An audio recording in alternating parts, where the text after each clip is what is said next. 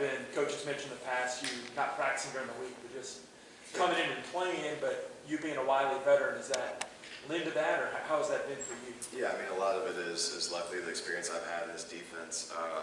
I've been in this defense for 5 years, so if I wasn't aware of the plays and what we were running, I think we'd have other issues. But yeah, I mean, you know, I've been a guy who's battled injuries throughout my career, and you know, me and Bloom and the training staff and Calhoun and Coach Smith have been in constant communication about really how to get me to Saturday, because you know, this season's been an awesome shift for me. I've gotten to watch McKinnon and Chukwu grow so much and be able to take over that role as kind of our big guy, like the heavy guy on the D-line who does a lot of the heavy lifting for us, and I'm kind of more to spell him and come in for the pass game. So it's worked well to be able to, you know, go out there. I can watch the film and watch our defense, and luckily I've been doing this long enough to where when it comes to Saturday, I don't look lost out there.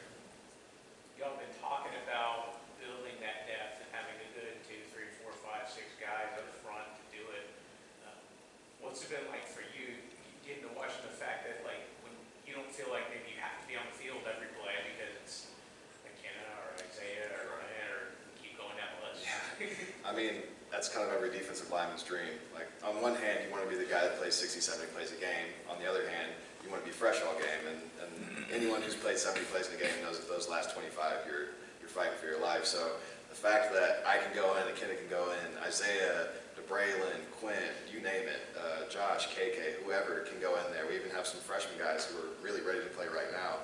So just having the depth it's a sense of comfort in that, hey, if I'm tired and I'm a detriment to the team on the field, I can tap my helmet, I can go out, I can bring someone else in, and that talent level doesn't drop at all. And I think other teams are seeing the effects of that because they can't relax. There's no one on the D-line you can pick out to target. So it's been awesome to have that depth just all the way across the D-line for us. And then as defense, you know, last week y'all were talking about getting a shutout at some point this season. Louisiana Tech goes out 41 with overtime. Yeah. But what made them so difficult and challenging to deal with? And do you think that kind of will help make y'all better to get that shutout going? Yeah, I mean, I think it goes back to a lot of what Coach Bloom says too, of the Rice Owls being the Rice Owls. You know, we go to watch the film, and don't get me wrong, those guys were making some plays out there, but there were a lot we left on the field as well. So a lot of it was mistakes by front end or back end that we got cleaned up yesterday, and we'll move forward. It won't happen again. But yeah, a lot of it, I mean, that was an inspired football team we played. They were a very good football team, and shout out to Coach Cumbie because he was really doing something special over there. But we made our own mistakes too. So it was a recipe of them doing what they know how to do and doing it well, and us not playing to the best of our ability. But like Bloom said, hey, all you have to do at the end of the day is win by 1 point, and we figured out how to do that. And then looking at Charlotte, kind of similar story, quarterback and offense that are going to throw the ball over the yard. You feeling like you got better than 41 points in y'all this week? Yeah, I mean, I'm never going to stand up here and say, yeah, we might give up 41 points, but I think the biggest thing for us is this is an offense we're very familiar with. They, like Coach Bloom said, are almost the same personnel all the way across on the offense. So it'll be interesting to, you know, kind of get them back out there in our home stadium and see what we can do, especially coming off of a 41 point, giving up 41 points, you kind of have a little chip on your shoulder even though you won. So we really want to go out there and shut them down. But we know they're going to give us their best, and that's what we're going to prepare for. And Trey, you know, you talk about you coming in for the pass game and you're playing fresh. Chuck had a pretty good stat that he sent out. Going into the game, you had 4 quarterback pressures on 71 attempts. Right. That's a pretty good percentage. Just talk about putting so much pressure on the quarterback. Yeah, I mean, and a lot of that is because of the kind of niche role that I've been able to fill out this year. Like when I come on in 2nd and 3rd down and we know we're throwing that ball, they just really let me pin my ears back and go. There's not a lot. Last year I was more of the 3-down guy playing the run, you know, trying to stuff the run, but now it's kind of like, okay, can you stop that run, get your TFLs, and let's get Trey in there and get a sack. So it's a fun time, but it's not a one-man job. A lot of those have come on stunts. Other guys, I mean, it's like those things, like you can't choose who to double up front because we have so many guys who can get to the rusher. So it's really, before we go out there, I always look at Ken and I say, I'll meet you at the quarterback.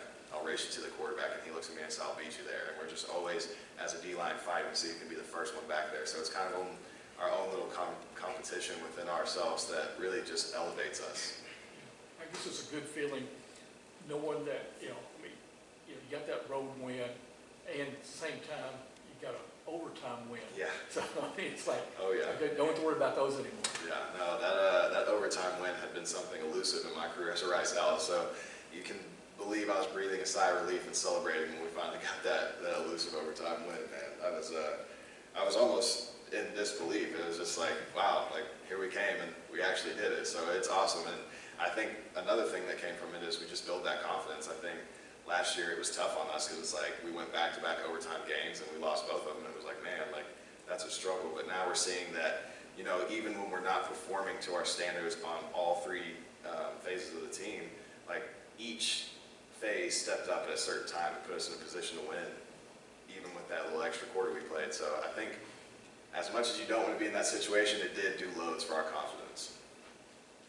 Probably a better question after the season, but since you're here, what's it been like seeing where the program was when you started, when the defense has improved, and what you yourself have been through looking back as you're kind of the older guy, so to speak? Yeah, I mean, you go back to 2018, and I think we won our first game and our last game, and then the next year 3, and you know, so it's been a struggle, and for me personally, it's been a struggle. I've had a few surgeries here and there, and just been dealing with injuries, and to be in a role where I can see the young guys get what we're doing, the leaders leading the young guys in a way that I see and the coaches see as being beneficial to the team. I mean, if you take this 2022 team and that 2018 team, I don't know if you find a lot of similarities other than some of the people that were here.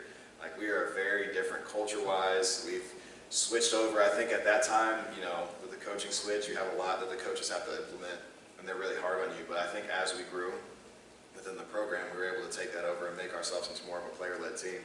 And I think that's benefited a lot because, you know, it's easy for me to go up to Bloom and ask him something, but sometimes with those younger guys, it's a little more nerve-wracking to talk to your head coach, and you don't want to get, you know, in his way sometimes. Just that's how the feeling. I've been there before, so it's easier for them to come to me or go to Juma or Cam Montgomery or just to be able to ask a question about the defense.